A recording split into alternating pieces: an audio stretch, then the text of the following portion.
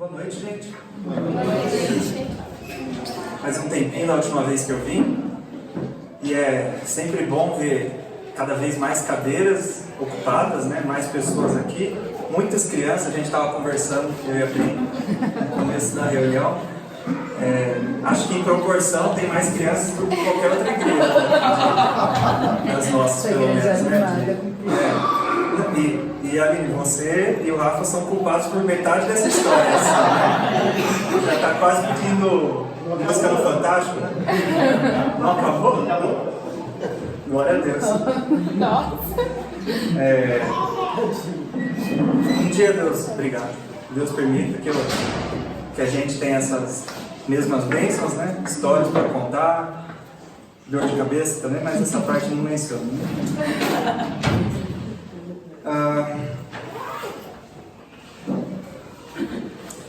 Eu queria que a gente voltasse para a palavra de Deus hoje, para ver a vida de um personagem bem famoso, mas algo que ele mesmo diz nos seus escritos sobre a sua vida. Talvez um dos personagens mais importantes do Novo Testamento. Estou falando do apóstolo Paulo. Para isso, eu quero pedir para vocês abrirem a Bíblia na primeira carta de Timóteo, capítulo 1. Vamos ler dos versículos 12 até 16. Eu percebi que você leu a NVI, é a versão que costuma ser usada a maioria das pessoas.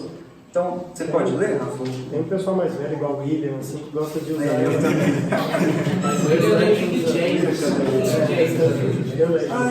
Tenho no celular também. Posso ler, sim.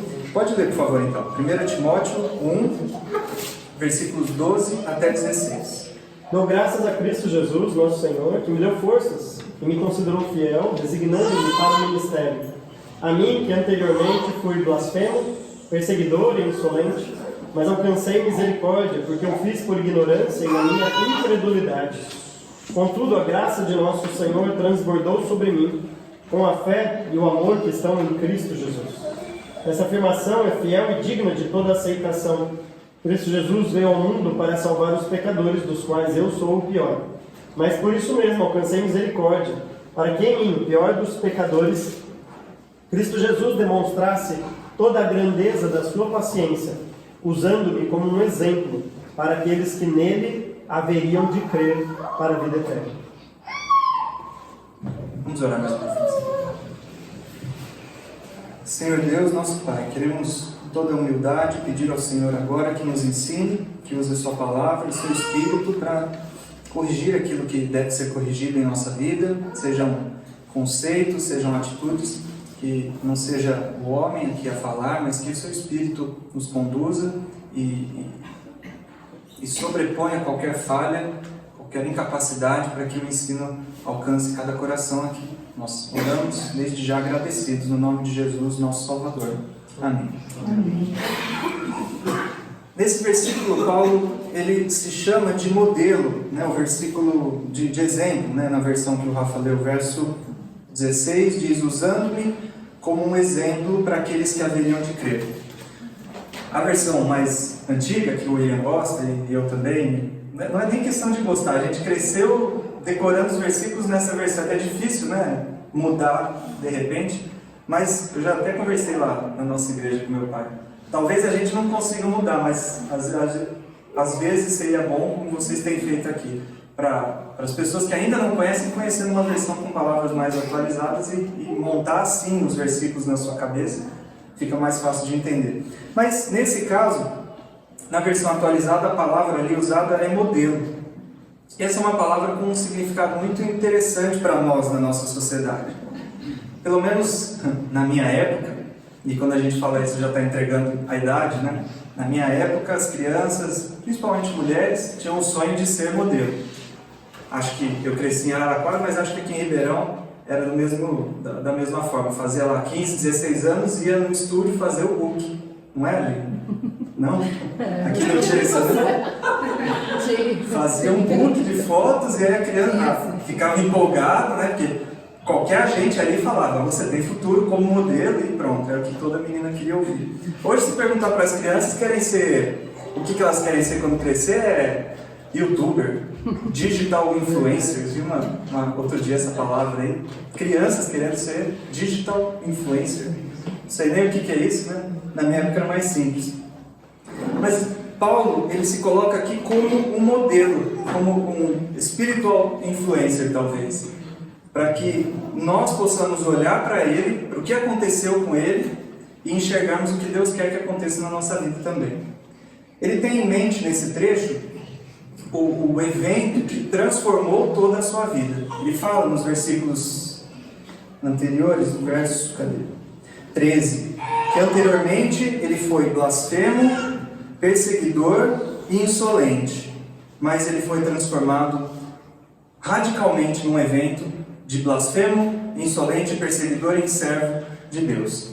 E é sobre esse evento, o relato bíblico desse evento, que eu quero ler com vocês e encontrar pelo menos dois aspectos em que a vida de Paulo serve como exemplo para nós. Então vamos lá para Atos capítulo 9. E mais uma vez eu vou pedir que alguém leia dos versos 1 a 7.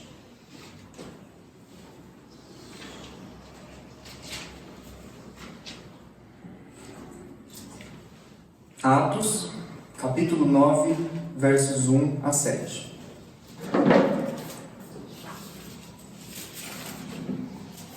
Enquanto isso, Saulo ainda respirava ameaças de morte contra os discípulos do Senhor.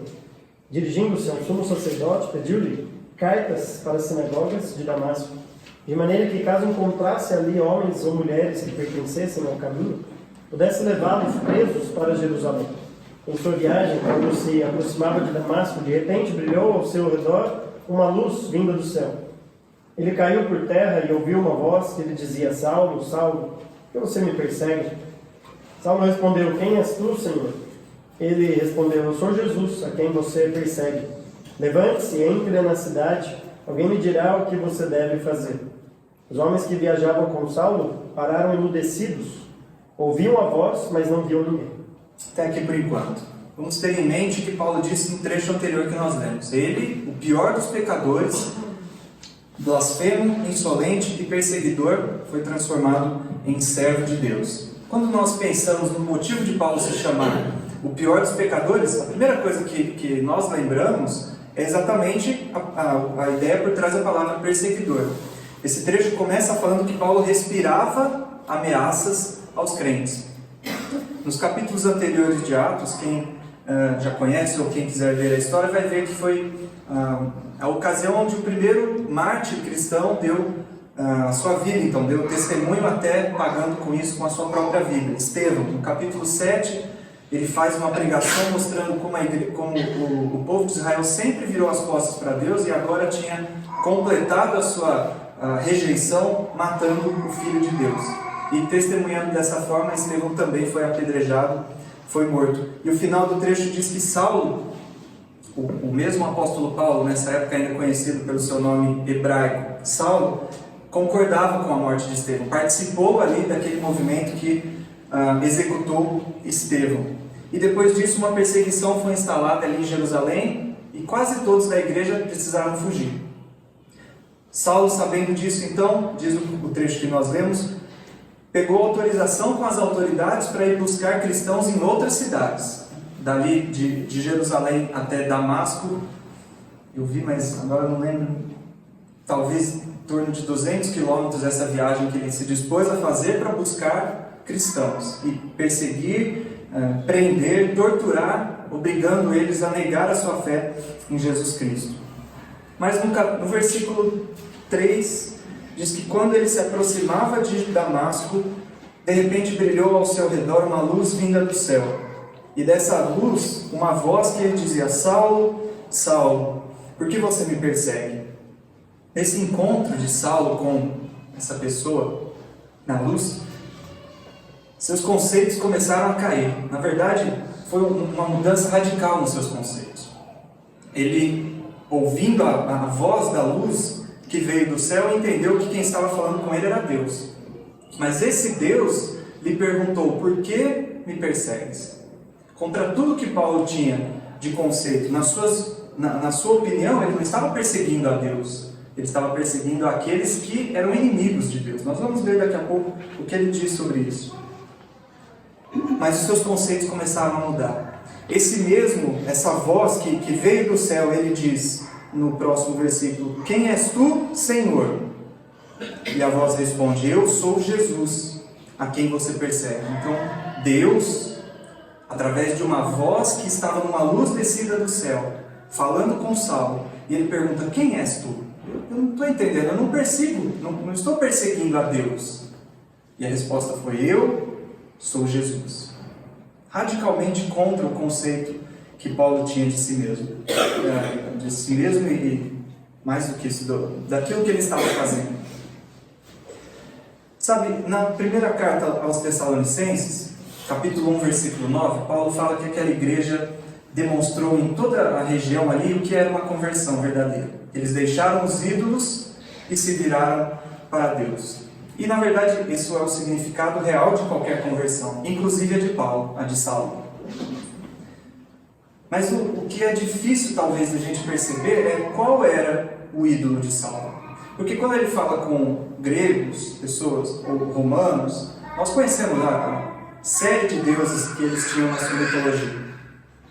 Mas o Deus de Saulo não era o Deus dos romanos ou dos gregos. Ele tinha um ídolo, que ele precisava virar as costas para esse ídolo para poder se converter a Deus.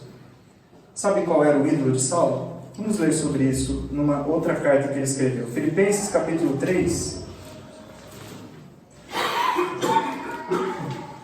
versículo 4 até 6.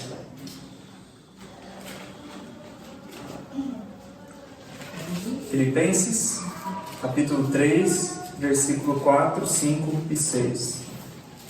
Embora eu mesmo tivesse razões para ter tal confiança, se alguém pensa que tem razões para confiar na carne, eu ainda mais, circundado no 8º dia, pertencente ao povo de Israel, a filha de Benjamim, verdadeiro Deus. Quanto à lei, fariseu. Quanto ao zelo, perseguidor da igreja. Quanto à justiça, que há na lei, irrepreensível. Sabe quem era o ídolo de Saulo? Era ele mesmo. E é um ídolo muito mais disfarçado e mais difícil de ser encontrado do que os ídolos pagãos dos gregos e romanos. Saulo está dizendo aqui aquilo que era a sua confiança antes de conhecer a Cristo. E ele diz para os filipenses e para nós: se qualquer um de vocês pensa que poderia confiar em si mesmo, eu mais ainda, eu tinha mais motivos para isso. Circuncidado ao 8º dia, isso significa que desde os seus primeiros dias, através da obediência dos seus pais, ele estava cumprindo a lei que Deus havia dado para Israel. Pertencente ao povo de Israel, hebreu de hebreus, né? na NVI diz verdadeiro hebreu, significa linhagem pura, não era misturado. Isso para os judeus era muito importante. Mas dentro do povo de Israel ele fala que era da tribo de Benjamim. Na história de Israel, no 4º rei, na linhagem dos reis de Israel, o 4º rei provocou uma divisão entre o reino do norte e o reino do sul. O reino do norte ficou sendo conhecido como Israel, o reino do sul, Judá, porque era apenas a tribo de Judá que se manteve leal à descendência de Davi, e uma tribo junto com ela, a tribo de Benjamim. Então, um israelita que falava eu sou da tribo de Benjamim, ele estava querendo dizer eu posso me orgulhar de que a minha tribo se manteve fiel à casa de Davi, à descendência de Davi. Todas as outras tribos viraram as costas para Davi, para o rei prometido ali de Israel, mas a minha tribo não. Saulo está colocando aqui as coisas que ele poderia se orgulhar, confiar em si mesmo. O que mais? Quanto à lei, fariseu. Havia muitas interpretações da lei, muitas formas que os israelitas, os judeus tinham criado para interpretar a lei e assim guiar o seu modo de viver. Mas os fariseus eram os mais rigorosos. Eram aqueles que, pelo menos diziam, né, aparentemente queriam seguir tintim por tintim do que estava escrito. E Paulo, eu estou confundindo várias vezes, mas vocês estão entendendo, é Saulo, não é Paulo ainda, tá? Se eu falar Paulo, vocês entendam Saulo. Ele confiava tanto nisso que se ligou à seita mais rigorosa, a seita dos fariseus. Mas ele não era só um fariseu, que hoje em dia seria teólogo de Facebook, sabe? Aquele pessoal que briga no Facebook para defender os pontos da sua fé, da sua religião, mas na prática não faz nada. Não, ele diz aqui, quanto ao zelo, perseguidor da igreja. Tanto é que era exatamente isso que ele estava fazendo ali em Atos 9. Quanto à justiça que há na lei, irrepreensível. Ninguém das pessoas que convivia com Saulo poderia... Opa, isso aqui que você fez está errado, Saulo. Encontrei um erro na sua vida. Ninguém. Ele não está dizendo que ele não era pecador, mas que ninguém sabia o que havia de errado na vida dele. O seu comportamento público era irrepreensível. Então o que agora Paulo está dizendo é que o Saulo confiava em si mesmo, mais do que qualquer outra pessoa. Por isso ele se chama o pior dos pecadores. Esse era o ídolo que ele precisava abandonar para poder se converter a Deus. Sabe, a gente precisa entender a gravidade disso, irmãos. Porque nós lemos lá, quando Paulo fala que ele era um blasfemo e perseguidor e insolente, nós entendemos o que ele quer dizer com perseguidor. Ele perseguia os cristãos. Mas sabe, blasfemo e insolente é mais do que apenas obrigar os cristãos a blasfemar. A sua atitude significa que ele estava, como ele explica nesse trecho, em tudo que ele confiava, ele estava tirando a glória que deveria ser de Cristo pela obra da redenção e transferindo para si mesmo. Ele não achava que precisava de um Salvador. Ele não achava que havia necessidade de alguém morrer no lugar dele, porque ele já estava fazendo todo o necessário para a sua salvação. Na verdade, ele não esperava talvez ser salvo. Na mentalidade de Saulo, Deus tinha a obrigação de salvá-lo, tão justo ele era. Por isso ele diz, se alguém pensa que podia confiar na sua carne, nas suas obras, eu ainda mais. Ninguém se esforçou mais do que Saulo. Ninguém fez mais para aquilo que ele achava que estava servindo a Deus do que ele. Por isso ele se diz ser o principal dos pecadores. Não havia ninguém que confiava mais em si mesmo, que tinha no trono do seu coração a sua própria pessoa colocada num grau mais alto do que Saulo. E ídolos não são só aquelas estátuas, imagens que as pessoas se prostram. Ídolo é tudo aquilo que nós colocamos no lugar de Deus. E eu fiquei feliz de saber que vocês estudaram recentemente o significado da obra de Cristo na redenção. E que uma atitude de alguém que confia nas suas próprias obras, quer mostrar, o que essa pessoa está mostrando com a sua atitude é de total desprezo por aquilo que Cristo fez. Em outras palavras, se eu posso me salvar pelo meu próprio esforço, então Deus fez Cristo sofrer à toa. Tudo aquilo que ele passou eu não precisava. Não tinha necessidade. A intenção de Jesus foi boa, mas se ele conhecesse o tanto que eu sou bom, ele iria falar assim, o Rafael dá conta ali de se salvar, eu nem preciso morrer por ele. Essa atitude que está por trás de quem confia nas suas obras. Por isso, insolência, desprezo pela obra de Cristo. Sabe, blasfêmia é transferir a glória de Deus a quem não merece essa glória. Isso é blasfêmia. E quando eu penso que os meus esforços valem mais do que a obra de Cristo, eu estou transferindo a glória da obra de Cristo para os meus esforços. É por isso que confiar em si mesmo, aparentemente é uma coisa assim, um pequeno engano, mas não é. É blasfêmia, é insolência, é a causa de muitas pessoas irem ainda hoje para o inferno. Não estão preparadas para abrir mão do seu próprio ídolo, eu mesmo, e confiar naquilo que Cristo fez. Se houvesse uma forma, sabe, Deus faria isso. Deus não mandaria Jesus vir a esse mundo sofrer se não fosse a única alternativa possível. Se o meu dízimo pudesse me salvar, Deus não tinha mandado o seu filho, Ele tinha mandado um envelope do céu. E aí a gente ia depositando ali até bater a meta, a humanidade está salva. Não é? Para que fazer um sacrifício tão grande se houvesse outra alternativa? Mas quando eu penso que há outra alternativa, eu estou desprezando aquilo que Cristo fez. Agora há pouco a gente estava falando das coisas que acontecem quando a gente tem filhos, né? Eu lembro, meu pai conta essa história, uma vez a gente estava passeando. Eu gostava muito de aqueles bonequinhos de comandos em ação, assim, quando eu era criança, né? Soldadinho, gostava muito. Toda vez que a gente passeava, eu pedia para ele comprar um. Às vezes dava, às vezes não dava. Um dia ele falou assim, não tem dinheiro, não vai dar dessa vez. Aí eu falei assim, pai, só dá um cheque. E na minha cabeça, com criança, era dinheiro e cheque é a mesma coisa. Eu não sabia que você tinha que dar o cheque, mas ter fundos lá na conta para o cheque valer alguma coisa. Eu achava, não, dá o cheque, não tem dinheiro, passa o cartão, dá o cheque. Na minha cabeça era assim que funcionava. Quando eu quero ganhar a minha salvação pelas minhas obras, é exatamente isso que eu estou dizendo. Jesus ofereceu o seu sangue para que eu seja salvo. Mas eu falo assim, não preciso disso não, peraí, dá o cheque aqui. Caridade. Pronto. É um cheque sem fundo. Dízimo. É um cheque sem fundo. Desprezo pelo valor do que Cristo fez e pondo o valor onde não tem, nos meus esforços. A Bíblia é muito clara. Ela repete várias vezes ao longo das cartas. Pela graça sois salvos, mediante a fé. Isso não vem de vós, é dom de Deus, não de obras, para que ninguém se glorie. Sabe, a obra de Cristo, ela não é apenas a única coisa eficaz. Ela é, mas é mais do que isso. Não é apenas porque não havia outra alternativa. Esse é um dos motivos, mas o outro motivo é para que assim a glória seja dele.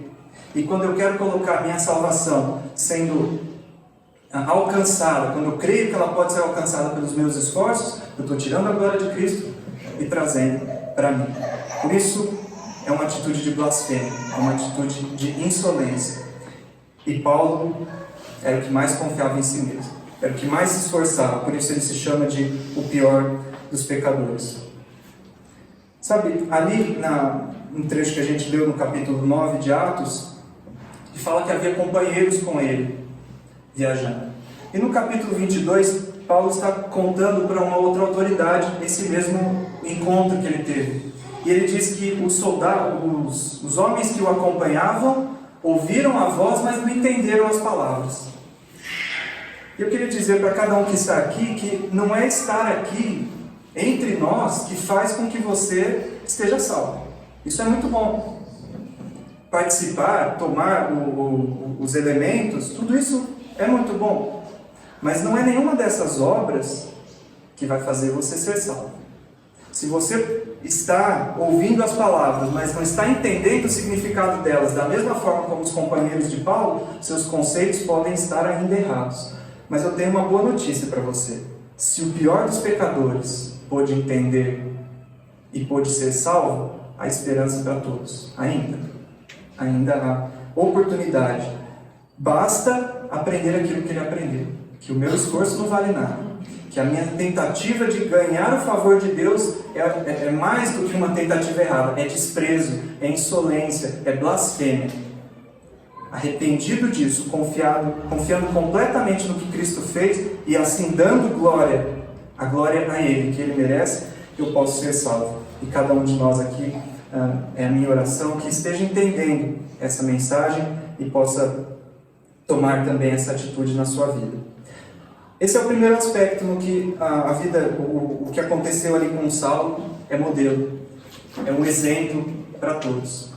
Qualquer pessoa que se converteu em qualquer lugar do mundo se converteu da mesma forma que Saulo, abandonando os ídolos, principalmente o ídolo de si mesmo, e se convertendo a Deus através da obra de Cristo. Mas a vida de Saulo e esse trecho ainda é exemplo em mais um aspecto.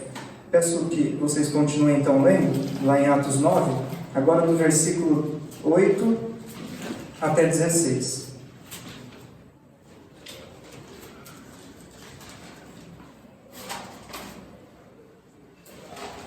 Atos, capítulo 9, versículo 8 a 16. Saulo levantou-se do chão e, abrindo os olhos, não conseguia ver nada. E os homens o levaram pela mão até Damasco. Por 3 dias ele esteve cego, não comeu nem bebeu. Em Damasco havia um discípulo chamado Ananias. O Senhor o chamou numa visão. Ananias, eis-me aqui, Senhor, respondeu ele. O Senhor lhe disse: vá à casa de Judas, na rua chamada direita, E pergunte para um homem de Tarso chamado Saulo, ele está orando. Numa visão viu um homem chamado Ananias chegar e impor-lhe as mãos para que voltasse a ver. Respondeu Ananias: Senhor, tenho ouvido muita coisa a respeito desse homem e de todo o mal que ele tem feito aos teus santos em Jerusalém. Ele chegou aqui com autorização dos chefes dos sacerdotes para prender todos os que invocam o teu nome. Mas o Senhor disse a Ananias: Vá, este homem é meu instrumento escolhido para levar o meu nome perante os gentios e seus reis, e perante o povo de Israel. Mostrarei a ele o quanto deve sofrer pelo meu nome. Se a conversão de Saulo se tornou um modelo de qualquer conversão, de como ela pode, a única forma em que uma conversão real pode acontecer, que é dando glória a Deus, e é por causa da glória de Deus, os primeiros passos, as primeiras coisas que aconteceram com o Saulo novo convertido, também são um exemplo de como deve ser, de como nós devemos viver, de quais são as prioridades na vida cristã. No versículo 8, nós lemos que ele estava cego. Por causa daquela luz, levantou-se, abriu os olhos e não conseguia ver nada. E por 3 dias ele esteve cego. E logo no começo, Saulo teve que aprender que a prioridade da sua vida agora não eram as coisas que ele poderia ver. Não são as coisas materiais. Deus ensinou isso para ele, deixando ele cego por 3 dias. Como nós somos afetados, pela visão. Talvez a melhor forma de perceber isso é perdendo a visão. Nossa, quem quiser pesquisar e ler sobre a adaptação de cegos, vai ver como, talvez, no meu modo de avaliar, o sentido mais importante, que faz mais diferença na nossa vida, mas ao mesmo tempo, quem é cego consegue se adaptar perfeitamente.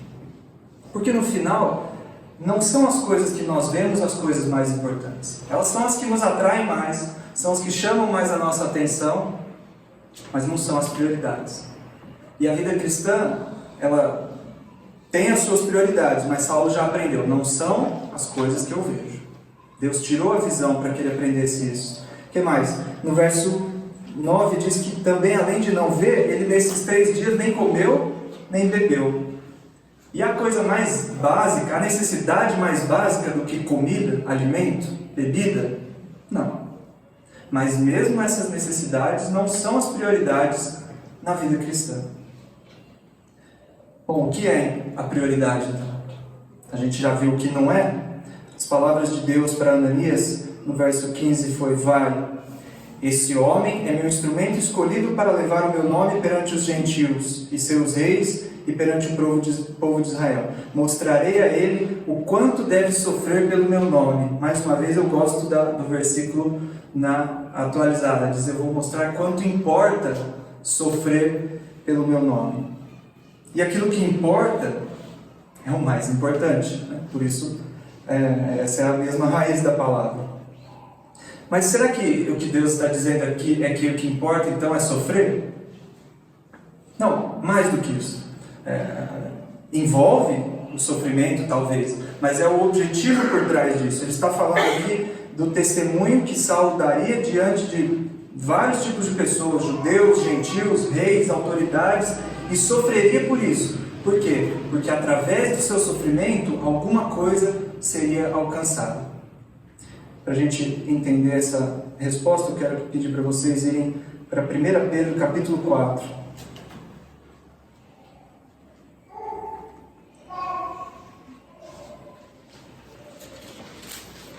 1 Pedro, capítulo 4, versículo 14.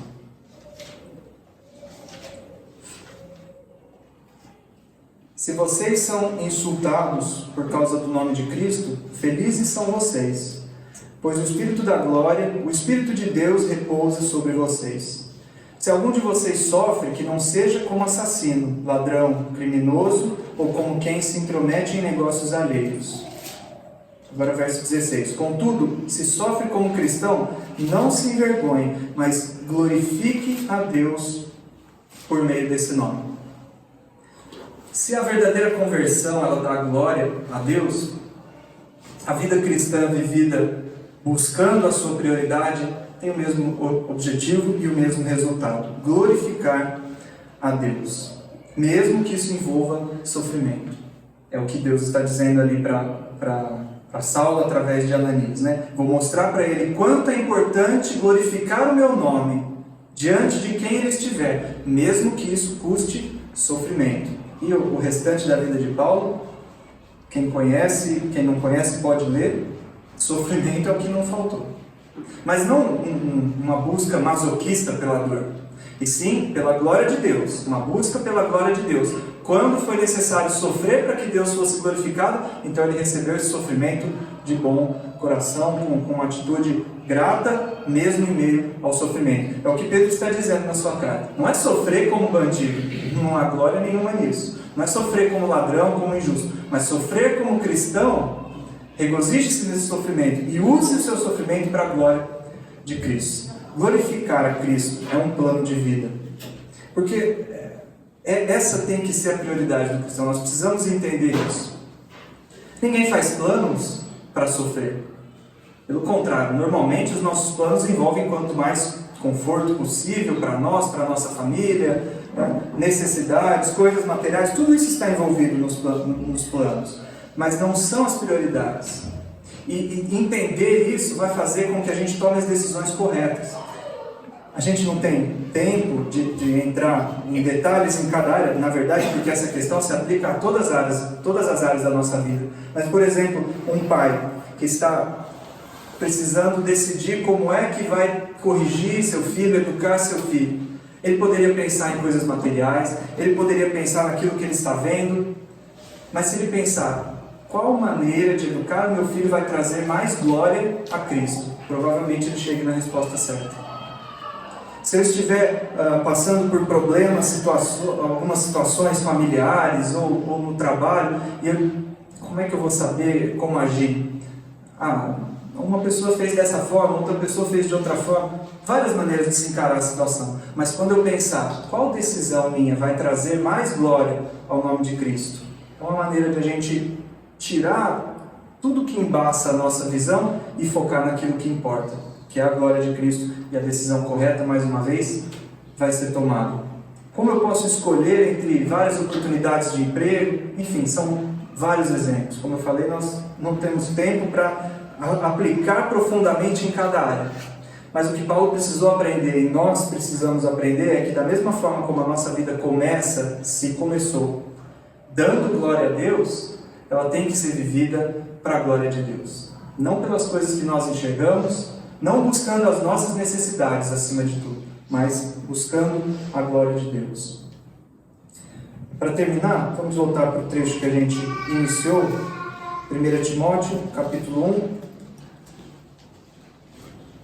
Será que aquele que era o principal dos pecadores entendeu?